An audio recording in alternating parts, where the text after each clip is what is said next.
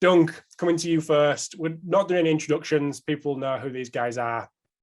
So, conditioned fighters, where do we start? I know you've done a lot of work putting out the publications that you've done through the UFC, but where the people that are working with combat athletes, where do they start to understand what the athlete needs?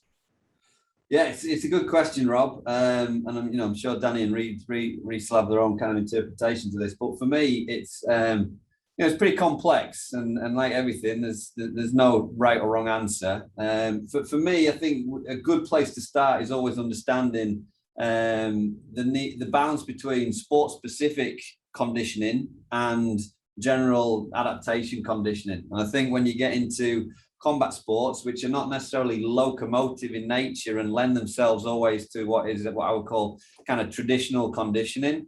Sometimes we get caught or hung up in the need for things to look super specific. It's got to look like the sport. So it's got to be, Taekwondo kicks, or it's got to be grappling exercises in jiu-jitsu, or it's got to be, striking efforts. And I think, that we've got to be really careful with that. And I think if you start to really build out your programming and your planning strategy, you can then understand the right time and place to put those types of things in there. I am an advocate of not everything looking like the sport. And I think, 90% of the coaches that I've worked with in combat sports actually have a preference to do true conditioning, fight-specific conditioning in combat. In sparring, right? So we've got to understand our role in the process here as strength and conditioning or physical preparation coaches, and understand how we get the adaptations to support the technical tactical work. So I think that's where I always start, is what's the balance there? We can then get into kind of the characteristics of different combat sports, obviously. And that starts with, competition characteristics, how many rounds, how long are the rounds, how long are the intervals of rest, preparing a judo fighter for 5 minutes, continuous work versus a boxer, which is, 3-minute efforts times 12 across 36 minutes. Like that's just a completely different narrative. Okay. So, that's a simple place to grab onto as well. And then you get into kind of postures and positions and force vectors that I've talked about. Do you train a jiu-jitsu player the way you would train a stand-up kickboxer or a boxer like Danny does? You can create an argument for yes or no. And that then comes back to the conversation around the need for sport specificity, or the actual just desire to create physiological adaptation of the cardiovascular system, or whatever it may be. So, those are certainly kind of places to begin the conversation. Before you even get into whether it's HIIT training, whether it's endurance training, whether it's cardiac overload, whatever it may be, you just got to start to understand the characteristics of a sport and the demands of a sport, and when to try and chase sport specificity and when not to chase sport specificity, because you just trying to create a desired adaptation on a general holistic biological level. I mean, we can then get into kind of training phases, whether it's in camp or off camp, or whether someone is ahead of a weight descent or is struggling with their weight making exercises and activities. All these types of things come into the conversation. So to kind of wrap it up before I throw it to the other guys. Yeah, I mean, ultimately there's lots of things to consider when it comes to conversations around bioenergetics training, or conditioning as we would call it. And how you do that effectively for different combat sports, because they all come with very different needs and requirements. Cool, thanks, mate. Set us off nicely. Rhys, you unmuted first, I believe, so I'll come to you. Then Danny, feel free to jump in. I'll take it. I completely agree with Dunk. Everything Dunk said there is bang on. I think this is a really exciting space within S&C and combat sports right now. I think we always used to talk about big S, little C. And I feel like now, Joel Jameson started it off perhaps with his book and some of the work he put out. And then you look at some of the work that's getting done by Martin Bashai, Mladen, even Gareth Sanford lately with, anaerobic speed reserve. There's loads of really positive work coming in this sort of energy systems development space. And it provides a lot of opportunities for strength and conditioning coaches to get in there and work with their sports coaches to try and challenge the athletes in a way that I think, previously it used to be, we're just going to hit them with circuits and, make people tired. And it looks really good on a video, but maybe it's not creating a change that we can really pinpoint at the end and say we affected this. You know, I'd like to see a little bit more research going towards this space, in that like there's a lot out there on like locomotor sports, you know, running based interval work. And, you know, I think digging into some of the energy, how the energy systems can be challenged within sports that don't fit that profile would be awesome to see. But in the meantime, like, I think we're certainly starting to play with stuff. I know I spoke to Dunk previously on this as well, starting to play with different ideas on how we can challenge our athletes, you know, and how we can profile them off the back of that to know how to challenge their energy systems appropriately. I think the other interesting thing with our guys, you know, and I imagine it'd be the same in other fight sports as well, is that difference between like what the upper body is doing during a fight and what the lower body is doing during a fight, and the way in which you can think about those two things differently to challenge the athletes. We tend to see the upper, like in our sport, is a lot of clinch work, a lot of like hands-on pushing. So we see a lot of sort of high acidic environments in the muscles in the upper body, and then the lower body having to work a bit more, use their movement, perhaps helping clear some of that lactate, some of those hydrogen ions from the upper body. So I think the way in which you can approach some of these things, there's a lot of options out there, and it's quite exciting. You know, you have to play with some of this stuff, but yeah, I think like within fight sports, I see a lot of opportunities to start looking at some of those options of how you can really push your fighters and understand what they're going through in the sport, and then challenge those energy systems appropriately. Cheers, mate. I'll come to you. There's a couple of questions off Duncan and Rhys, but over to you, Danny. Yeah, well, when it comes to conditioning, I've got a secret weapon that's called Dr. Alan Ruddock. It was built this conditioning program that I'm lucky to learn from and to apply to the boxers here. And it's lucky for me because I don't get blamed from the boxers when they're feeling tired and feeling fatigued from the absolutely horrible sessions that Alan sets. I just say, that's Alan. So yeah, so with boxing, it's a sport of repeated high intensities, and I've heard Duncan say it before about mixed martial arts, when there's about of 5 seconds, 7 seconds, or 10 seconds when they're going for the finish, but you don't know whether that's going to be in the first minute of a bout or the last minute of the bout or in the middle. You don't know whether they're going to finish their opponent or if they don't get that TKO, they're going to high spike where they've got high muscular acidosis, and then it's about whether they can recognize that and whether they can recover from it. So with us at Boxing Science, we say to the boxers that we want to improve their ability to produce high intensity performance and then have the ability to repeat and endure that. And we do that in various ways, but one way that I will mention is because what Duncan said about going from very specific to looking at general adaptations.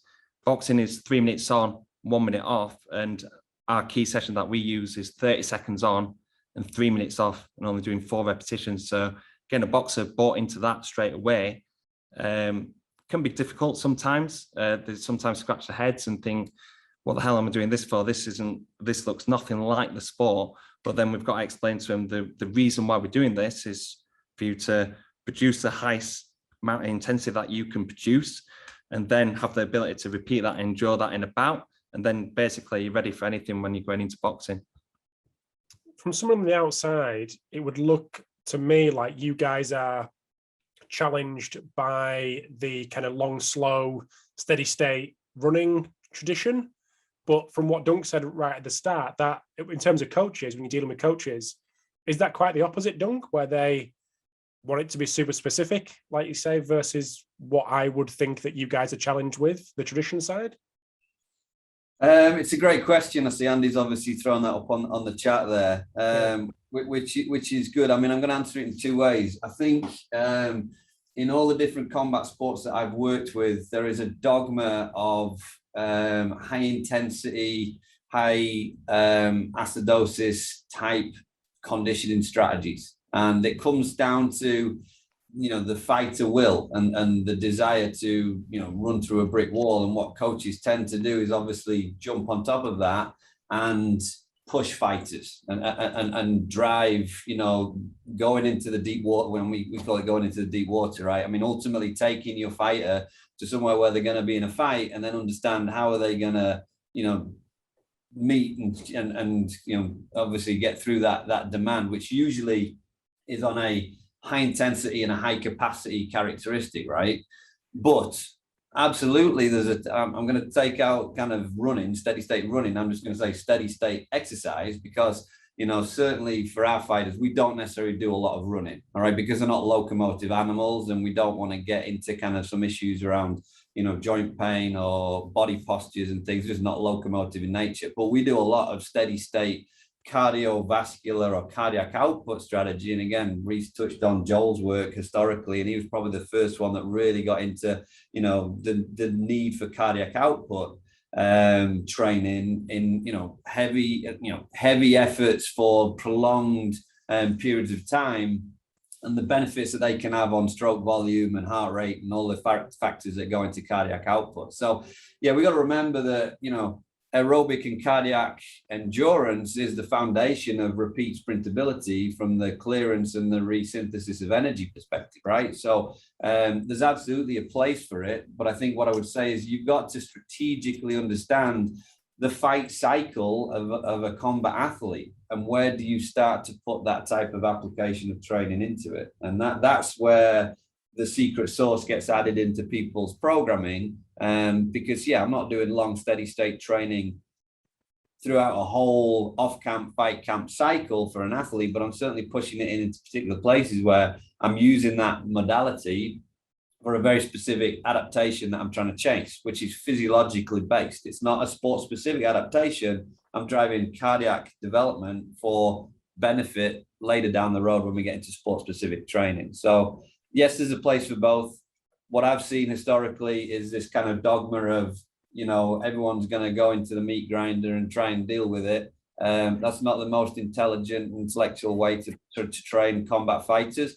But at the same time, right at the right time in the right place in the conditioning strategy, absolutely, we've got to go there. All right, we've got to touch those competition levels of conditioning. So again, it's the puzzle of periodization and programming. So never say never to, you know, long, slow, steady state training, but time and place. Rhys, anything to add? Yeah, just like echoing a lot of those thoughts. Like I'd say, you know, understanding what the why of why you'd put that in is key. Like if you need improved cardiac output, you know, great. Like if you're putting it in as like an active recovery modality, like that also makes a lot of sense to me. So, you know, what the intensity at which that's done is really, really important. Like Dunk said, for our guys, they spend a lot of time, like their whole time on their feet. You know, maybe they're training 4 or 5 hours a day, some days on their feet.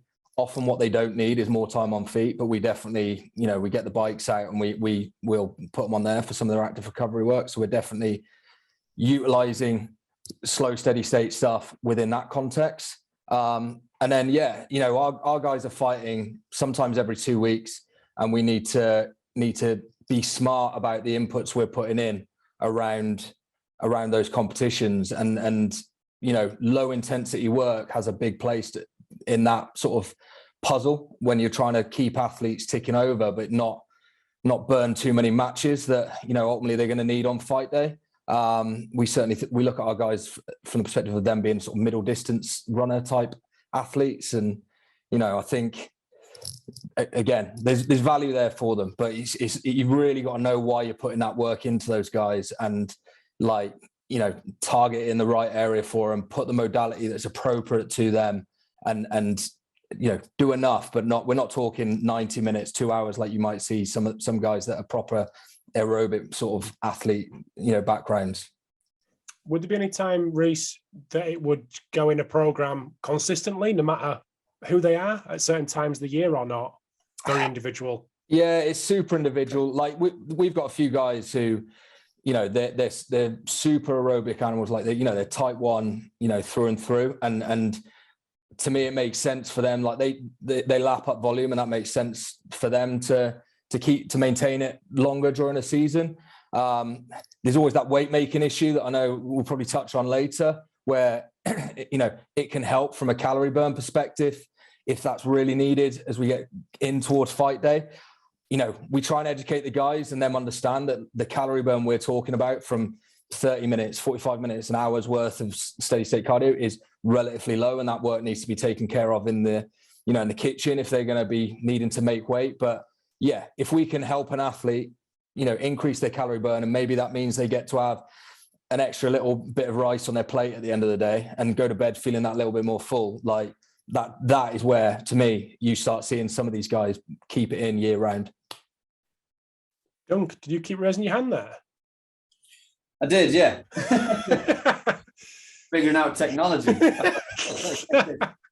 I mean, I like, just to echo what Rhys is saying, for me, two general rules that we kind of adopt. Number one, combat sports are largely driven by repeatability. All right. So your best athletes are going to be the ones that can do things repeatedly for capacity. Now, whether that is high intensity, discrete efforts, you repeat those over time, or whether that is endurance efforts that repeat over time. Combat sports are about the ability to go again and again and again and execute. And the best athletes do that. So when you get into kind of conversations around bioenergetics, I would always go to, as a cornerstone of programming for combat athletes, is making sure that they have repeatability in their conditioning skills. Rhys then touches on something which is really important, which is not a narrative for many other sports, which is we work in weight classification sports, right? So if you think about the need to make weight, if one of the athletes or one of the fighters is challenged by weight making capabilities, that totally changes your conditioning paradigm. All right. So you say, all right, how do you burn calories? Well, that's usually long, slow, prolonged, low impact cardio.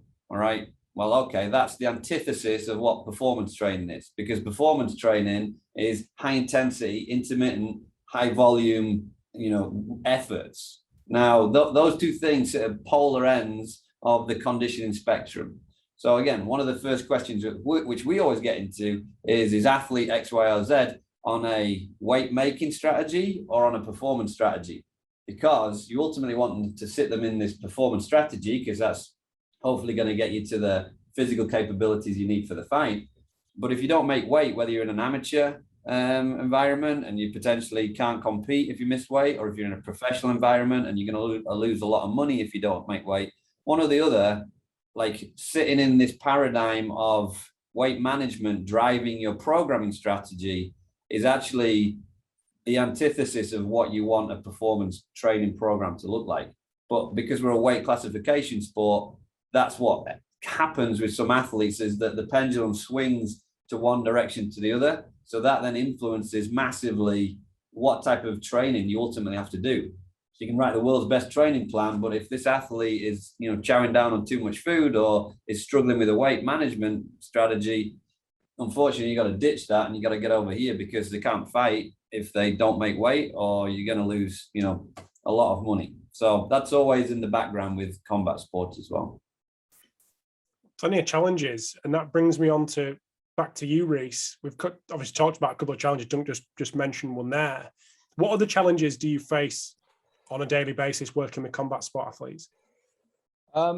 So first and foremost, like, I think combat sports, obviously a lot of the time they have a lot of tradition in their sort of in their past. Our sport, Taekwondo, is a Korean martial art, and there's definitely that sort of East Asian martial art influence there around a lot of a high training load, a lot of repetition of skill going on. I know we've spent a lot of time over in Korea training with the sports university over there and the national team over there, and those guys are training 3 times a day, 6 days a week, and once on a Sunday. And the default answer for any sort of question of how do we get better is, well, we're going to do more. And I think, in Great Britain, we try and have a much more intelligent answer to that paradigm as far as how do we make people better. But it's always lurking in the background, and you can't deny the success that a country like Korea has had on a international level, an Olympic level within our sport. So, volume is a big driver of the program and how much time the guys spend in training. And obviously, once that becomes a big factor, that's going to influence what we put into the S&C program. You have to be super careful about how much heavy strength training you're doing, how hard you go in on certain exercises, especially like eccentrically loaded exercises through the posterior chain, because they're going to be going in and kicking at high velocity. So you want to make sure that they're ready to do that.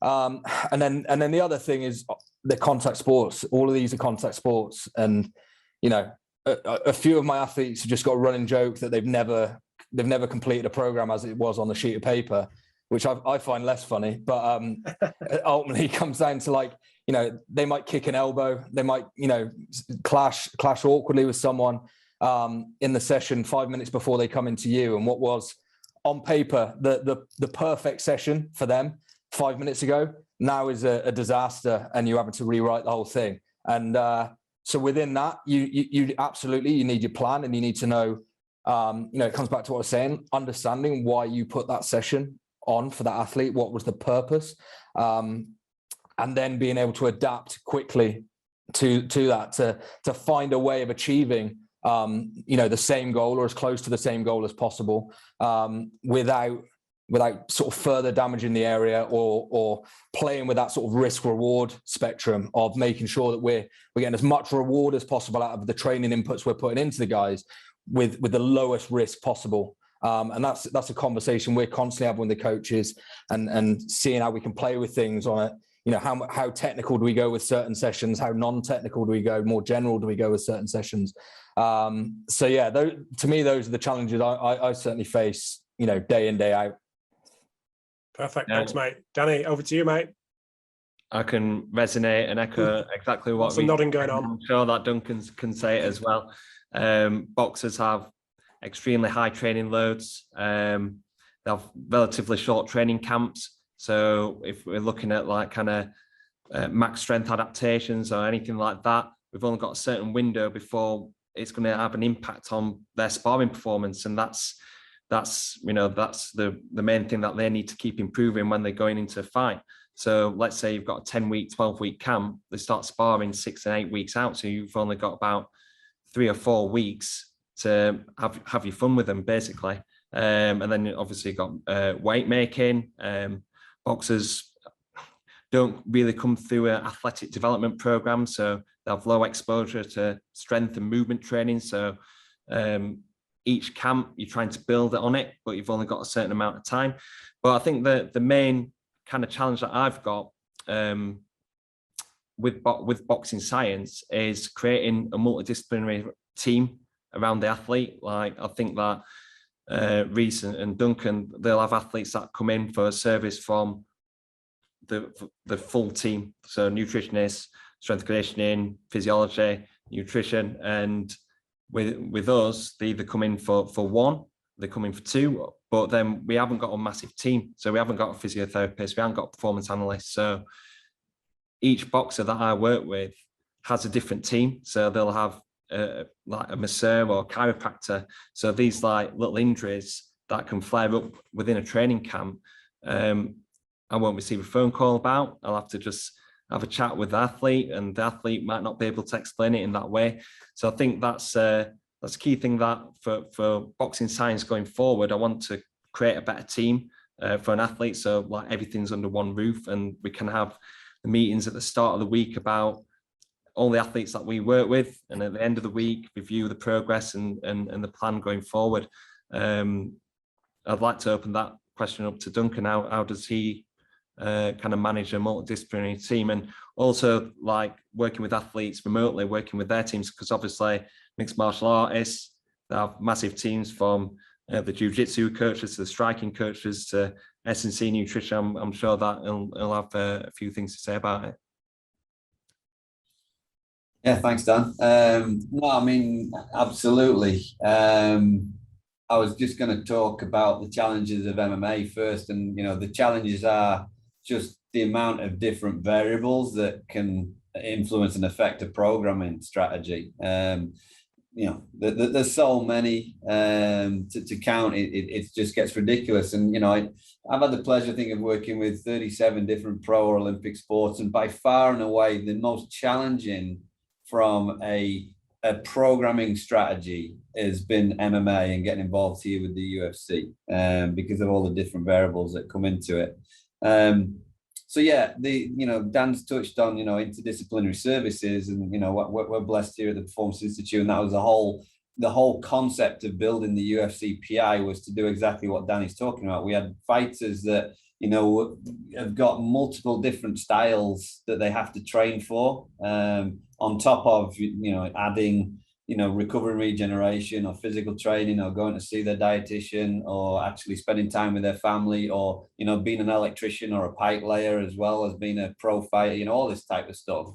So they're dashing across the city, they're going all over the place. Morning is spent with the boxing coach. The boxing coach, kickboxing coach, wants to get the most out of that session and redline the session, and then they cross the city and they go do some jiu-jitsu sparring. Well, now the jiu-jitsu coach has got his moment in front of the athlete, so he's obviously pushing the whole thing, and then he goes and finishes off his day with an S&C session, and that guy wants to do some high intensity intervals. And suddenly what was happening in MMA is just like there was no connectivity between an athlete's team, all right? And it was all disconnected in terms of true strategy and what we know about performance science now of how to optimize athletic potential. So that's what the Performance Institute's about. And luckily, we've got it all under one roof with a group of professionals here, but we've still got to tap into the fighters' teams. We've got a roster of 600 from all over the world. They've got their own gyms, their own coaches, their own teams, but we try and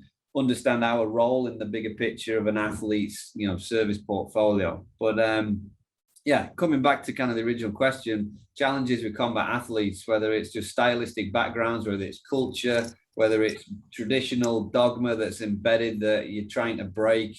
Again, let's be honest, all right? Combat sport is the first sport there ever was. Like this has been around for millions of years, right? When cavemen were fighting each other, that's what they did, right? So yes, it's been professionalized and legitimized and put rules against it, but there's a lot of dogma in combat sports. Some of it is very well thought through and is practice-based evidence. Some of it is not necessarily on point and is a little bit more spurious as to its impact and its effect. So I think we're all learning in the field of combat sports, and Rhys talked about the need to get more data, insights, and efficacy to performance strategies.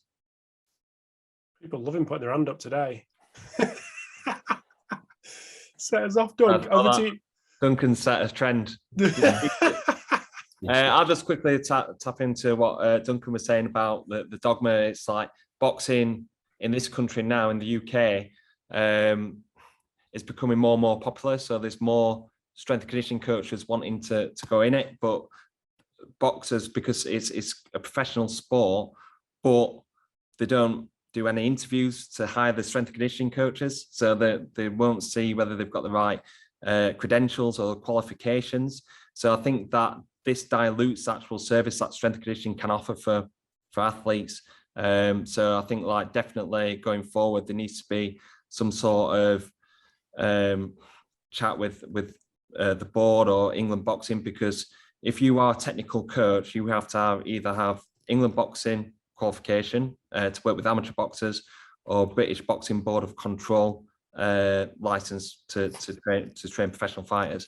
But there's nothing for strength and conditioning coaches at the moment, and you're finding people that are working with fighters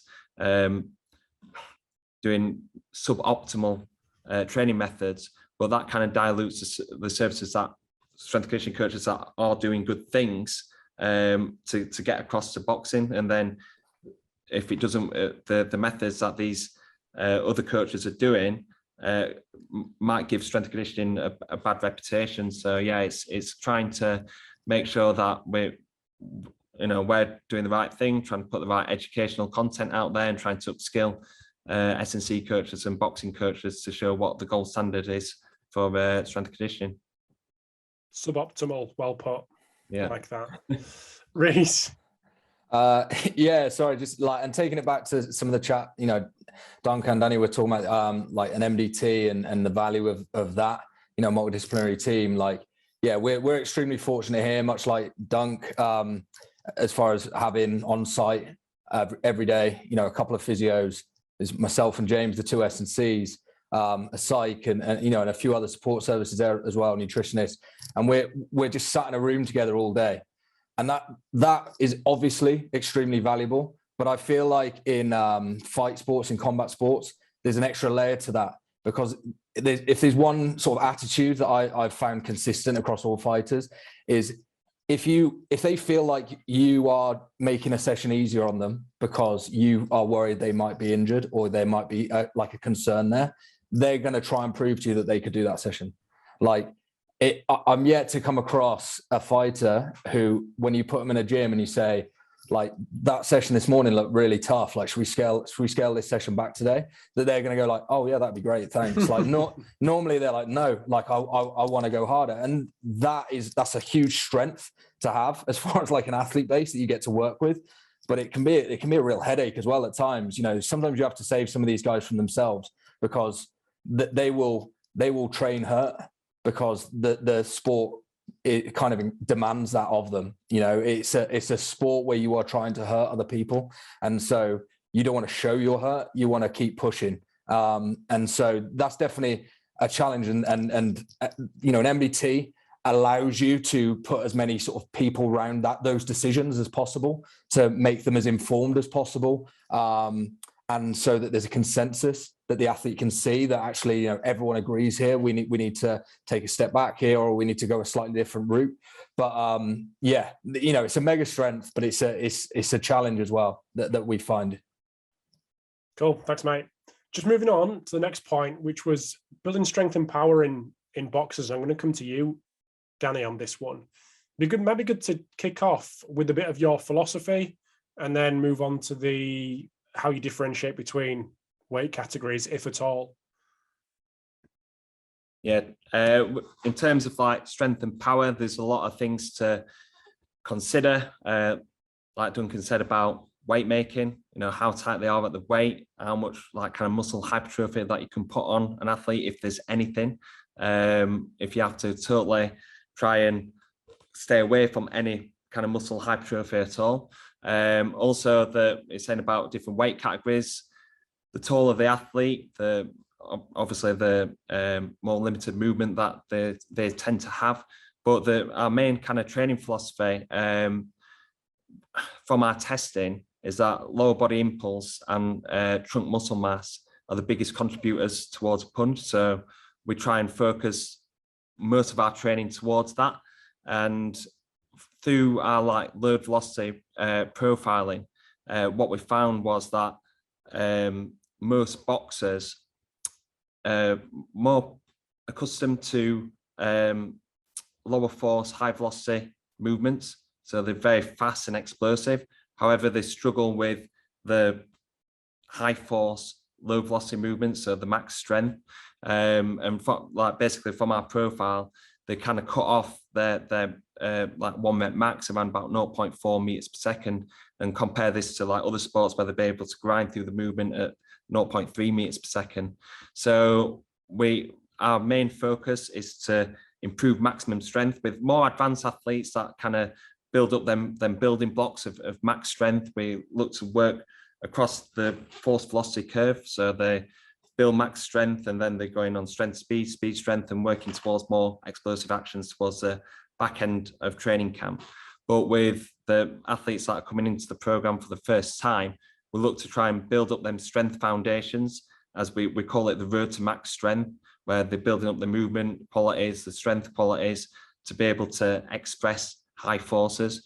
And then from this, we try and do partial range lifts. So we'll go like super maximal training, so beyond their 1 rep max, to try and unlock that maximum strength. Also with partial range lifts, these are more concentric based exercises, so that doesn't stimulate as much muscular hypertrophy. Also soreness when they're in a weight category sport, when they're in nutritional deficit as well. So yeah, partial range lifts, and then just keeping strength part of the program as long as we can. So even when they're doing strength speed phases, we use complexes and contrast training methods. So even though they're working on more explosive actions, we're still keeping them above like 90% 1 minute max. So yeah, so basically it's getting them strong and powerful and being able to transfer towards the sport. Testing and profiling, Danny, would you mind taking us through that, what you just mentioned there, in a bit more depth? And I'll get the same question to Rhys as we go on as well. Yeah, so we perform various jump assessments. So we'll do a counter movement jump and squat jump, and we highlight the difference between the counter movement jump and squat jump. And in boxers, it's a very low difference. So we see people that have like 0.5 centimeters difference between the squat jump and counter movement jump, whereas like in other sports, looking at 2 centimeters and even 4 centimeters. With a lot of boxers actually come in, the squat jump is higher than the counter movement jump. So this is showing that poor eccentric utilization. So we look to try and improve that, but we do that through plyometrics, landing mechanics, but we can't necessarily do it through what we normally do is like kind of eccentrics or squats, because that obviously exposes them to like kind of high muscle soreness. So yeah, just trying to be clever around that. We do reactive strength index. We do that through a 10-5 pogo assessment. So literally just bouncing on the spot, doing the pogos. We don't do it from a 30 centimeter box height, just because of that eccentric utilization, because we know that they can't really control them downward forces. So we look to do the pogo test, and then we do the load velocity profiling. We do this with trap bar deadlift predominantly, because we find that the better at that technique. With squatting, they're not that good, especially when they first start the program. So we do it with a trap bar deadlift. We start them around about their body weight, and we build that up. The increments depend on the meters per second that they're producing. So probably when you get to about 0.5 meters per second, the increments get a lot smaller, and then we probably cut them off when the technique starts wavering. We've just had some boxers just come through the first time, and they've been doing trap bar deadlifting for a while, and I'm cutting them off at about 0.45 meters per second. So even when we've got athletes that can go to 0.4, 0.38, and this is very different to like sports such as like rugby. We've got getting athletes that are accustomed to doing trap bar deadlifts, but they can't maintain that postural stability to overload. That's why we start using partial range lifts to make sure that we're unlocking that maximum strength. And then for punch assessment, we first started off with a med ball punch throw, but we found that it's dependent on space, and also it's not as accurate. And we were only assessing hand speed, so we're using a 3 kilo medicine ball. So we developed a test, a landmine punch throw test, using a 20 kilo bar, and basically throwing that as hard as I can. I kind of threw myself in the deep end with that. I did it with Kel Brook, who still holds the record now for the fastest punch. But yeah, basically throw the bar in a boxing stance, doing 5 on the right, and then they switch the stance, 5 on the left. And then we also do that at 10 kilos as well. We used to do like a mini load velocity profile with them. We found that we get enough data from just taking them 2 data points, so we can see whether an athlete needs to work on their hand speed, or they need to work on their strength, basically. So the difference between 20 kilos and 30 kilos depends on like kind of what kind of athlete that they are and how they produce force during that punch specific action. Perfect. Thanks, mate. Rhys, similar question to you on the profiling assessment side. Yeah, so we're super basic. You know, Dunk used to be based at our place. He knows that a lot of our guys don't get overly excited when you start talking numbers to them. So we try not to be too exhaustive in our sort of profiling with them. We do counter movement jump and drop jump with the guys. You know, once upon a time, drop jump used to be a real performance indicator for us.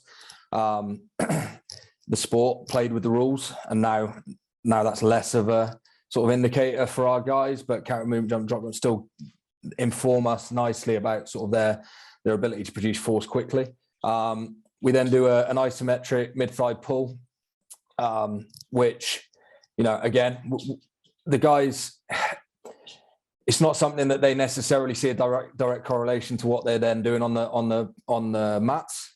But what it does give us, and again, my colleague James Langsford's done some really good work on this, is we do see the guys who score highest on that relative to body weight tend to spend more time in training fit rather than more time on the physio room table, which is obviously a big positive for our guys and what we're trying to achieve with them. And then we also have a peak plantar flexion test. Just our guys spend all day on their feet, bouncing around on their toes. And so understanding sort of the max force producing capability in that position has value. I'd love to turn that isometric mid-thigh pull into like a belt squat version of it. I've seen some of the guys, I think Carvalho over in the US, playing with that. Our guys, we strength train the guys, but it's not anything like compared to what you'd see maybe over at British Cycling, some of the numbers those guys are putting up. Our guys are strong relative to what they need for their sport, but they're not necessarily doing really heavy deadlifts. They're not necessarily doing super heavy axially loaded squats.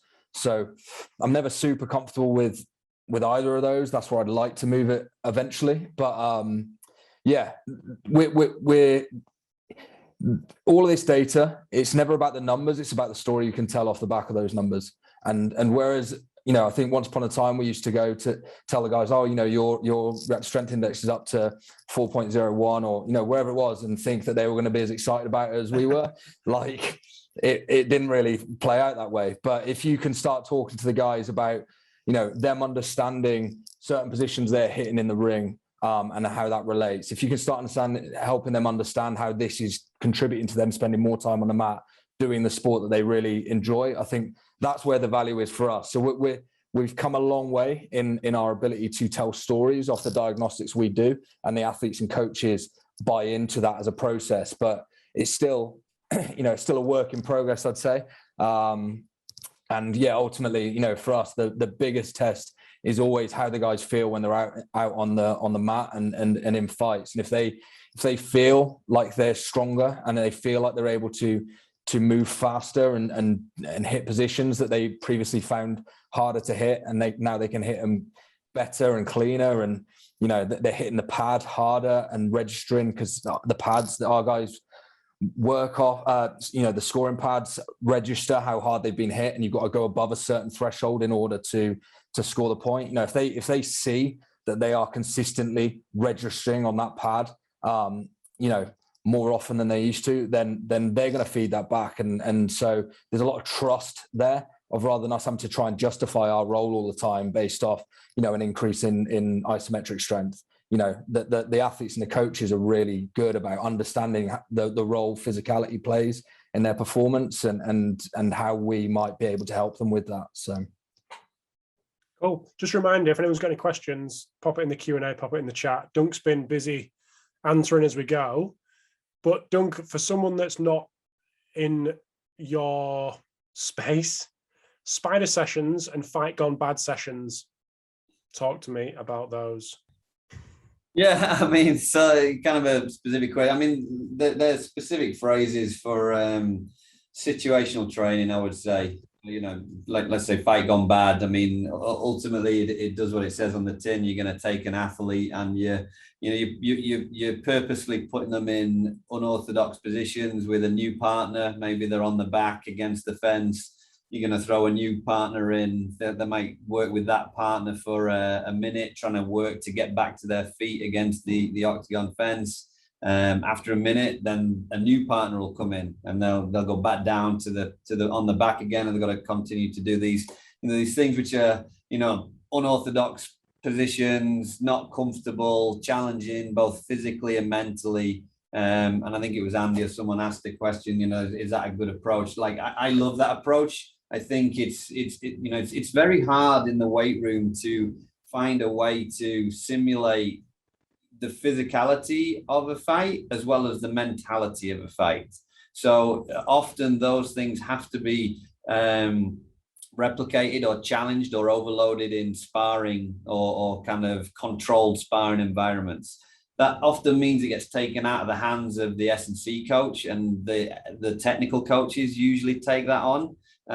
So I love it conceptually. All I would say is, if you are a strength coach, try and be around those sessions, because again, you're supposed to be the expert in managing energetics, intervals, fatigue, overload.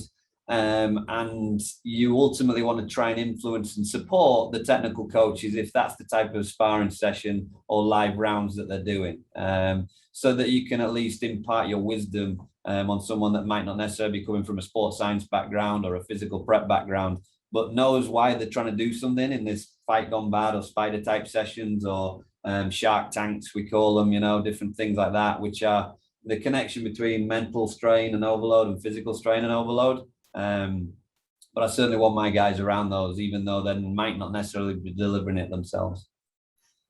Just going to Danny and Rhys, do you do a similar thing in terms of the principles behind that, putting your guys and girls in compromise positions with potential worst case scenario type stuff? We definitely, within our environment, we have sort of certain themes of certain phrases that we term our certainly I term our brand of how we like to fight. And a big part of that is the pace at which we want to fight and being the first one to make contact.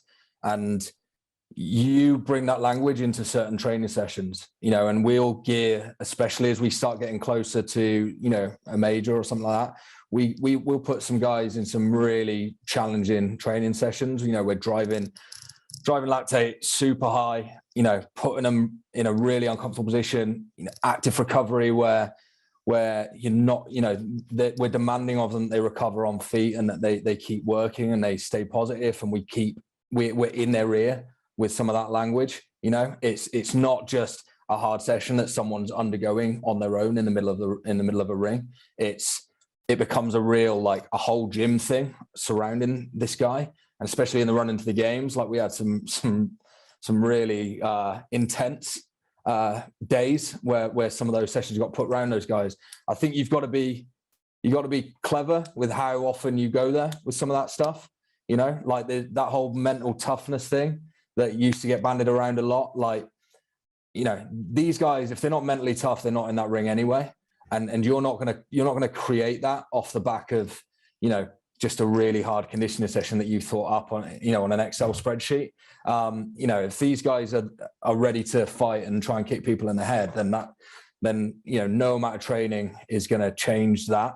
But I think there's definitely a factor in players understanding what it's like to feel the level of fatigue they might have to feel on fight day, and that they can keep working through that understanding that this isn't, I don't get to this level of fatigue and that's me done. I'm out of this fight. That actually they can come through that, and they can, especially with certain strategies, not just mental, but certain physical strategies in the way in which they go about trying to optimize the recovery between hard efforts.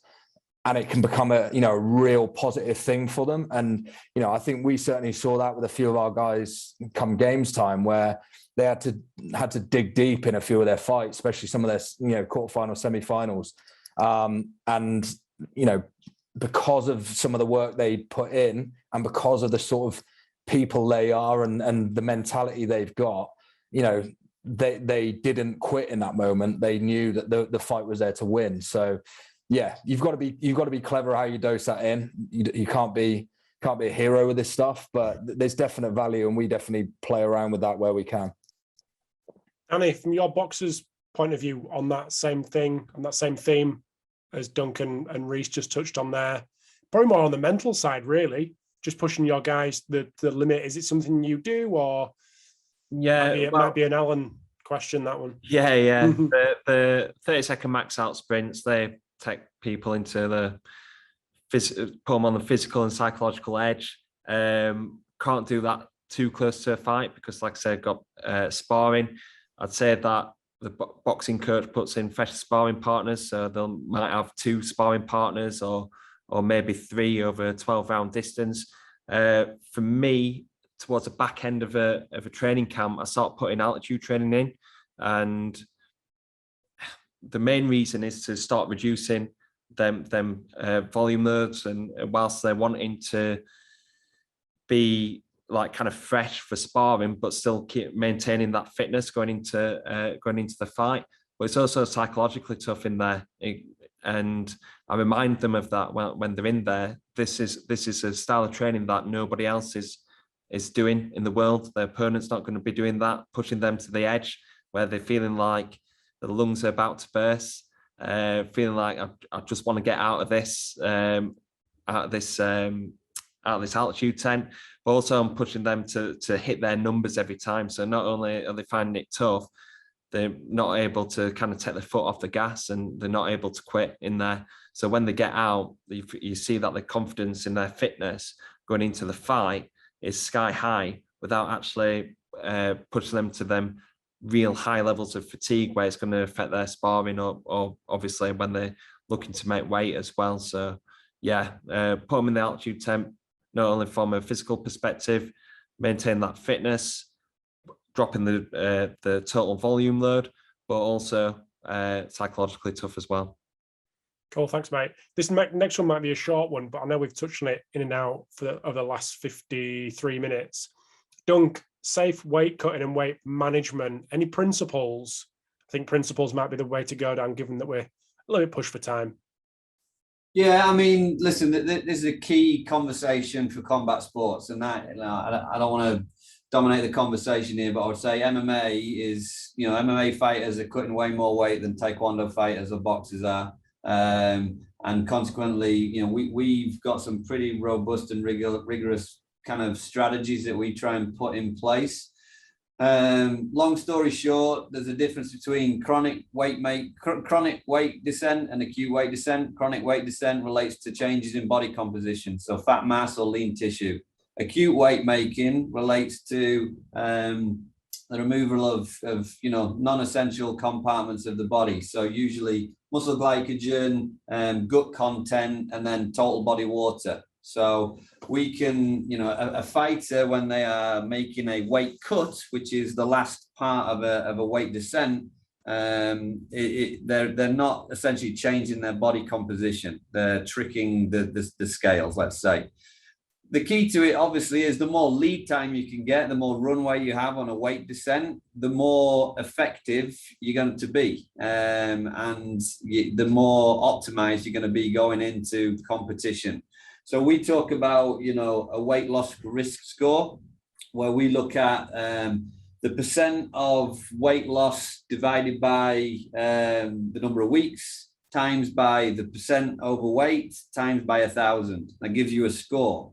If you take that score, if it is less than 1, that means you need to cut about 0.7 to 1% of your body weight per week, which means, you know, that's pretty easy to do. If you move up to the next layer and it's kind of what, you know, if it's less than 0.7, no risk. 0.7 to 1, you know, moderate risk. You know, a higher level of risk. 1 to 2%. You know, certainly high risk, and over 3% of weight loss per week, very high risk that you're not going to be successful.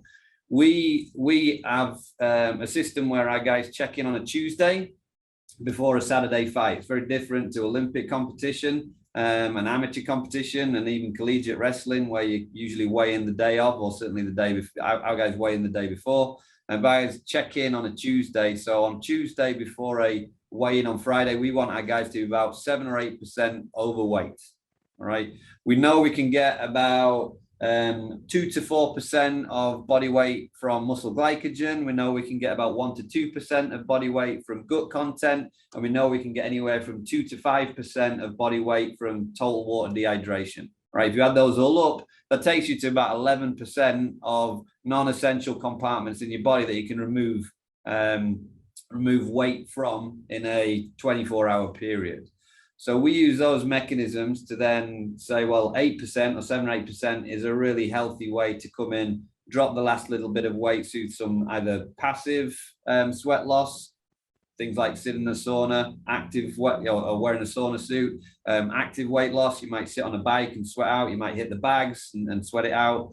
You know, removal of sodium, removal of fiber from your diet, removal of carbohydrate from your diet, those types of things for acute periods of time. There's definitely a science and an art to it now. We've got a lot more literature and research is coming out there.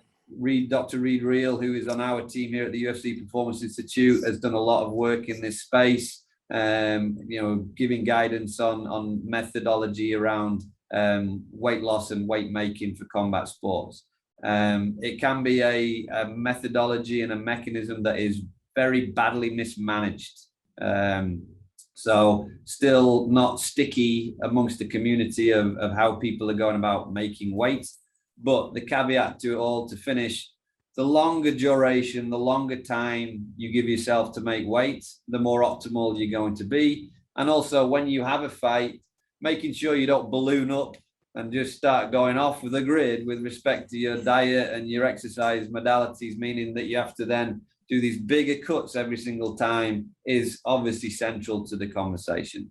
But yeah, there's certainly a science to effectively making weight and being optimal going into competition. Amazing. Thanks, mate. Danny, over to you. We've got a couple minutes left and we'll finish off on Rhys. Don't know what else I can say to that. I think Duncan's summed that up pretty well. More or less said everything that I'd want to say on the subject. I think the great thing that I'm going to say about what Duncan said there is calling it a weight descent instead of a weight cut. And that's what boxers and MMA athletes need to consider, looking at not what they're doing 6 days out or 24 hours out. They need to be looking at what they're doing 6 weeks and 12 weeks out. And that's what we do at Boxing Science. We encourage monitoring their daily body mass, because a lot of boxers tend to bury their head under the sand. The couple of boxers that have been the worst at weight making didn't want to look at their weight because it created anxiety. So having to get the boxers to weigh in every day, to look at the fluctuations and to make sure that they're hitting a certain percentage of their body mass to lose week by week, and also monitoring body composition as well. So we can see whether an athlete is losing their body mass at the required rate and whether we need to put anything in there. So working with a recent athlete who was about 6-7 weeks out, we compared their data compared to the previous camp, and so, well, we've got an issue here, rather than look like hoping for it to come, the weight to come off and trying to deal with it on fight week. And that's something that's happened in the past. Now we've got all the data on each athlete to make sure that we comparative data to make sure that they're making weight safely and with precision as well. Perfect. Just before I come to you, Rhys. Oh, Duncan's got it. Yeah. Type in. Rhys. Multitasking. That's why he's at the next level, Dunk, over there. Sorry, mate. I'm one thing at a time. Yeah, no, I just like within our sport, and I know some of the other Olympic sports, just to sort of mention within that, like there's been a lot of lobbying of governing bodies across, World Taekwondo, and I believe that it's a similar situation in judo as well, as day of weigh-in. So we, as Dunk said, we weigh the day before a fight. So it used to be the night before a fight. They've moved that earlier in the day, in line with what I think UFC do as well, which is obviously really positive. You're giving people an extra 12 hours maybe to rehydrate and get where they need to be. But I think the biggest thing for us, because we definitely see internationally some people still doing some crazy things, but they've introduced this day of weigh-in for, they randomly pick a third of the sort of the competition roster, and they get pulled back in before the first fight of the day, and they have to weigh in within 5% of the weight category that they fight in. So for a guy that's fighting at minus 80 kilos, he's maybe having to sit around, and maths on the spot, not good, like 84-ish kilos, on day of fight, which, having previously seen some people 2 weeks out from fight, not our guys, but internationally again, 2 weeks out from fight day to fight at -80, and they're walking around at 92 kilos. And you just, it's one of those moments. So you think like, I hope you're okay. They now know that there is that risk that if they get pulled out on the morning of the fight, they're going to have to weigh in still pretty close. And yes, some people will still take that risk, but it's definitely seems to have helped our sport. And because we've always tried to do things right within Great Britain, but then you always look, you look internationally and you see some of the athletes turning up from other countries, and you feel like maybe we're at a slight disadvantage here because they are clearly coming in on fight day, maybe 7-8 kilos heavier at that weight category, and that's a significant advantage. Well, now that's leveled the playing field a little bit more, and the risk of being massively dehydrated on fight day and taking shots to the head, is huge. The risk to our guys of fighting dry and to muscle tears and those sorts of things is really significant as well. And so there's been a lot of education had to go into that, and that's our team's done an amazing job on that.